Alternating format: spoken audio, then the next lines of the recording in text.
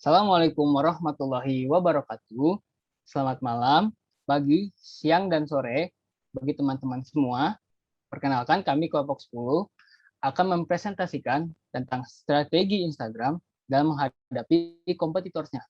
Kami kelompok 10 beranggotakan Diki Lirhardo Girsang, Oksi Al-Hadi, Azriel Fariza Aulia, dan Dia Ulaya Sabita. Kompetitor yang dimaksud ini ialah TikTok, aplikasi yang sedang tren pada masa kini. Apa itu Instagram? Instagram adalah kata yang berasal dari insta atau bisa juga instan, yang artinya berfoto dan membagikan foto kepada teman-teman terdekat secara mudah dan instan. Fitur utama kamera Polaroid berfungsi untuk foto dan membagikan foto kepada teman-teman beserta pengikut Instagram. Kata gram sendiri berasal dari kata telegram, di mana cara kerja Telegram sendiri yakni untuk mengirim informasi kepada orang lain dengan cepat. Sama halnya dengan Instagram yang dapat mengunggah foto dengan menggunakan jaringan internet. Sehingga informasi yang ingin disampaikan dapat diterima dengan cepat. Oleh karena itulah, Instagram dicetuskan dari gabungan kata Insta Telegram. Sejarah dari Instagram. Instagram adalah jejaring sosial yang lahir dari perusahaan bernama Born Incorporated yang berdiri pada 6 Oktober 2010. Perusahaan ini didirikan oleh Kevin Systrom dan Mike Krieger yang saat ini menjadi CEO dari Instagram. Kedua CEO tersebut memutuskan untuk lebih memfokuskan Born pada aplikasi yang memungkinkan penggunanya untuk berbagi foto dan video. Oke, adapun beberapa fitur dari Instagram. Yang pertama ada Instagram Story. Pada bulan Agustus 2016, Instagram meluncurkan Instagram Story yang memungkinkan pengguna untuk mengambil foto dan video, menambahkan efek dan layer, dan kemudian menambahkan kekilas cerita Instagram mereka. Media mencatat kesamaan fitur ini dengan Snapchat. Fitur ini semakin berkembang dengan ditambahkannya kemampuan membagi lokasi, stiker, dan efek dari foto dan video yang diunggah ke Instagram Story. Pengguna dapat memungkinkan untuk menyiarkan diri sendiri dari live video secara langsung dengan video menghilang segera setelah itu fitur utamanya dari Instagram ialah berbagi foto dan video. Nah, fitur utama ini sebagai media berbagi foto dan video yang akan diunggah dan diperoleh melalui galeri album dari foto langsung dan tidak langsung yang dibawa oleh fitur kamera aplikasi dari Instagram. Pengguna dapat memberikan caption dan filter pada foto-fotonya. Selain itu, pengguna juga bisa mention atau menandakan pengguna lain yang terlibat dalam foto tersebut. Saat ini, para pengguna menggunakan berbagi foto dan video dengan menggunakan fitur yang beragam yang disediakan oleh Instagram. Oke, penjelasan selanjutnya akan dijelaskan oleh teman saya, yaitu Oksi. Baik, terima kasih. Di sini saya akan menjelaskan fitur unggulan Instagram. Yang selanjutnya itu ada IGTV. IGTV pada Instagram adalah fitur video vertikal yang diluncurkan oleh Instagram pada Juni 2018. Fungsionalitas dasar juga tersedia dalam aplikasi dan situs web Instagram. IGTV memungkinkan unggahan berdurasi hingga 10 menit dengan ukuran file hingga 650 MB. Bagi pengguna yang diverifikasi dan populer diizinkan untuk mengunggah video berdurasi hingga 60 menit dengan ukuran file hingga 5,4 GB. Fitur ini secara otomatis mulai memutar video segera setelah diluncurkan. Di sini ada fitur yang selanjutnya yaitu Explore. Pada Juni 2012, Instagram memperkenalkan fitur Explore. Explore pada Instagram adalah sebuah tab di dalam aplikasi yang menampilkan foto-foto populer, foto yang diambil di lokasi terdekat, dan pencarian. Tab ini kemudian diperbarui pada Juni 2015 untuk menampilkan tag dan tempat yang sedang tren, konten yang dikuratori, dan kemampuan untuk mencari lokasi. Pada April 2016, Instagram menambahkan saluran videos you might like ke tab diikuti oleh saluran event pada bulan Agustus, di mana ia menampilkan video dari konser, permainan olahraga, dan acara langsung lainnya. Baik, bisa kita lihat di sini adalah grafik dari pengguna Instagram ya. Pengguna Instagram di Indonesia berdasarkan data yang telah diolah oleh Mustafa Iman dan bersumber dari Napoleon Cat, dapat kita lihat bahwasannya para pengguna Instagram di Indonesia didominasi oleh golongan usia produktif, yakni pada rentang 18 sampai 34 tahun atau lazim disebut generasi milenial. Terlihat pada grafik di samping bahwa pengguna dari golongan generasi tersebut mendominasi hingga 25 juta pengguna atau mendominasi 36-38% usia 18 sampai 24. Sementara untuk rentang usia 25 sampai 34 itu mendominasi dengan 21 juta pengguna yaitu 31 sampai 33%. Hal tersebut dikarenakan sebuah faktor bahwasannya secara kemampuan generasi ini ramah dengan dunia digital dan mahir mengeksplorasi gawai atau gadget. Selain itu, selain mereka produktif dan haus akan hal baru, secara emosional mereka juga merupakan generasi yang aktif dalam berinteraksi antara satu sama lain. Baik, kita lanjut ke slide yang selanjutnya, yaitu what is TikTok? TikTok adalah sebuah aplikasi jejaring sosial dan platform video musik di mana pengguna bisa membuat, mengedit, dan berbagi klip video pendek lengkap dengan filter dan disertai musik sebagai pendukung. Dengan aplikasi ini, pengguna dapat membuat video pendek yang unik dengan cepat dan juga mudah untuk dibagikan dengan teman dan ke seluruh dunia. Nah, bisa kita lihat di slide ini adalah pendiri dari TikTok itu sendiri, yaitu Zhang Yiming, yang lahir pada tanggal 1 April 1983. Ia adalah seorang wirausahawan internet milioner Tiongkok. Ia mendirikan ByteDance pada tahun 2012 dan mengembangkan agregator berita Toutiao dan platform berbagi video TikTok. Namun, masyarakat kita agaknya sudah cukup familiar dengan aplikasi yang kini jadi sorotan, yakni TikTok. Yiming yang merupakan lulusan software engineer dari Universitas Nankai mendirikan perusahaan teknologi ByteDance pada Maret 2012. Lewat perusahaannya inilah Yiming mengembangkan aplikasi TikTok. Baik, kita masuk ke sejarahnya. Sejarah dari aplikasi TikTok berasal dari negeri Tiongkok yang diluncurkan pada awal September tahun 2016 oleh seorang pengusaha bernama Zhang Yiming yang sekaligus pendiri dari sebuah perusahaan berbasis teknologi yaitu ByteDance. Sebelum dikenal luas oleh masyarakat dunia, aplikasi ini dulunya dikenal dengan sebutan Douyin di negara asalnya, di mana pengguna hanya menggunakan aplikasi ini untuk membagikan video pendek dengan durasi 15 detik kepada seluruh pengguna lainnya. Baik, slide selanjutnya akan dijelaskan oleh saudara kami yaitu Diki Girsang. Terima kasih Oksi.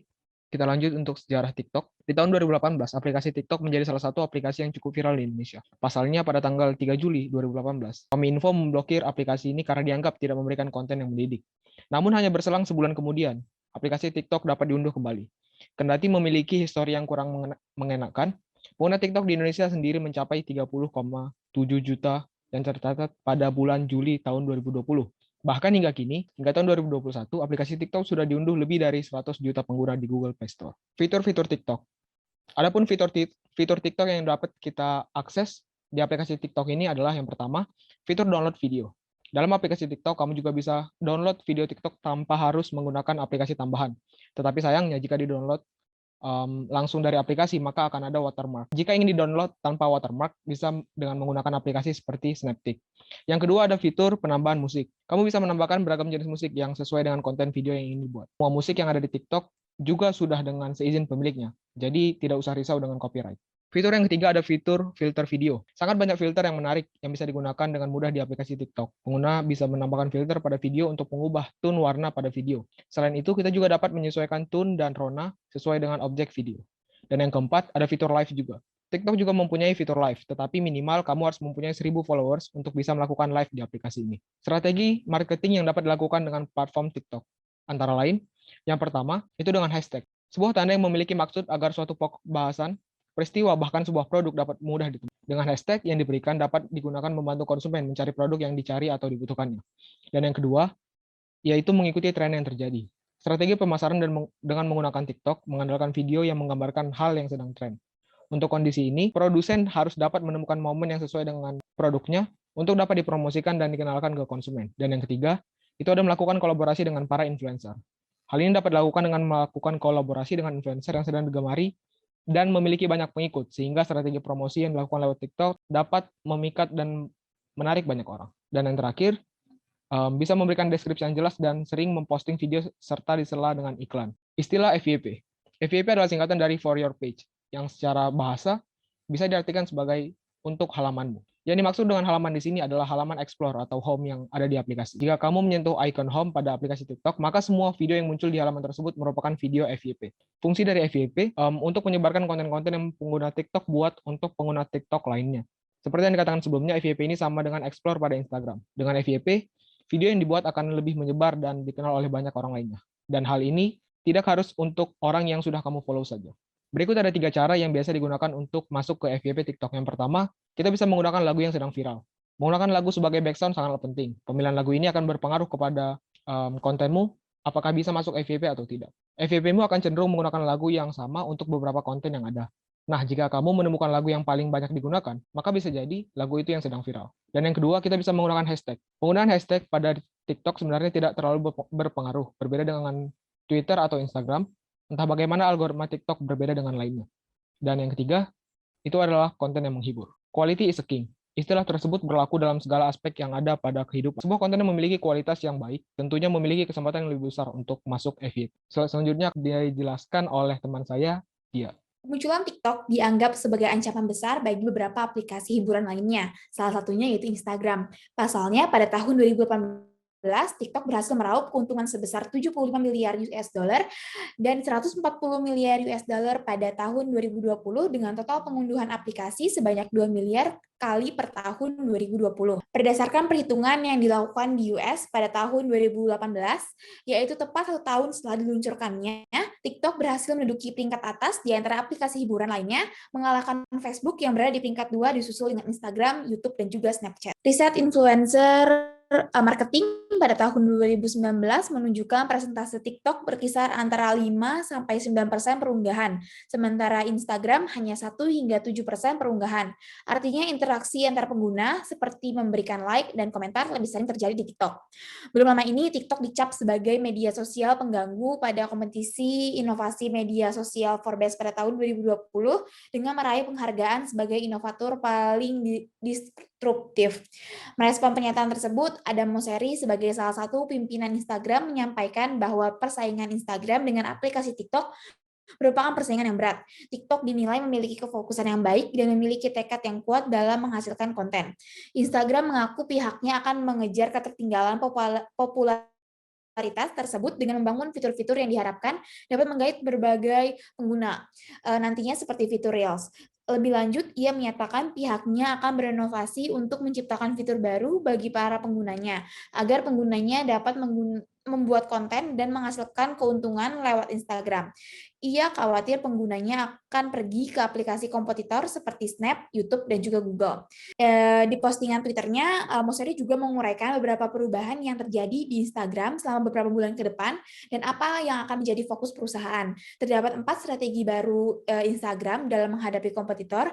Yang pertama yaitu kreator, yaitu Instagram berinovasi memberikan fitur di mana pengguna harus bayar jika ingin melihat konten yang eksklusif dari kreator. Yang kedua yaitu ada video, yaitu Instagram akan menyediakan rekomendasi pengguna untuk topik yang tidak mereka ikuti dan membuat video lebih imersif dengan menawarkan pengalaman layar penuh. Yang ketiga ada shopping, yaitu peningkatan promosi yang menghasilkan komisi dari penjualan pengguna berdasarkan catatan kurang lebih 25 juta akun bisnis per November 2020. Kemudian yang terakhir ada messaging, yaitu Instagram ingin mewadahi semua messaging platform dan mungkin Instagram juga ingin menginterpretasi DM Instagram ke WhatsApp. Kemudian adapun setiap platform maupun search engine memiliki algoritma yang berbeda satu sama lain, termasuk Instagram. Algoritma Instagram adalah sebuah teknologi atau parameter yang bisa menentukan konten mana yang banyak dilihat setiap orang. Para pengguna Instagram mau membuka feeds mereka. Algoritma Instagram dibuat menggunakan kecerdasan buatan sehingga cara penyampaian konten akan terus berkembang. Instareel merupakan inovasi terbaru dari Instagram dalam upaya melawan TikTok, yang merupakan suatu cara terbaru untuk membuat dan mengeksplor video pendek di Instagram. Fitur rekam dan edit video multi-clip kurang lebih 60 detik dengan audio efek dan alat penyunting yang baru. Selain itu, pengguna juga bisa memperlambat atau mempercepat video. Berbedanya dengan story Instagram biasa, Reels bisa mengeksplorasi kreativitas dengan lebih pada fitur yang satu ini.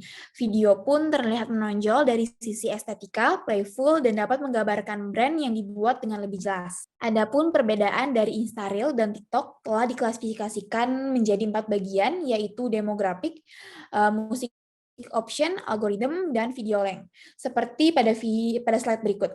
Walaupun memang secara keseluruhan terdapat fitur yang masih terlambat dibandingkan TikTok, namun peluncuran Instareels cukup membantu Instagram untuk mempertahankan pengguna dan dapat bersaing dengan TikTok apabila dilihat dari keseluruhan fitur Instagram lainnya. Terima kasih. Mohon maaf apabila ada kesalahan. Wassalamualaikum warahmatullahi wabarakatuh.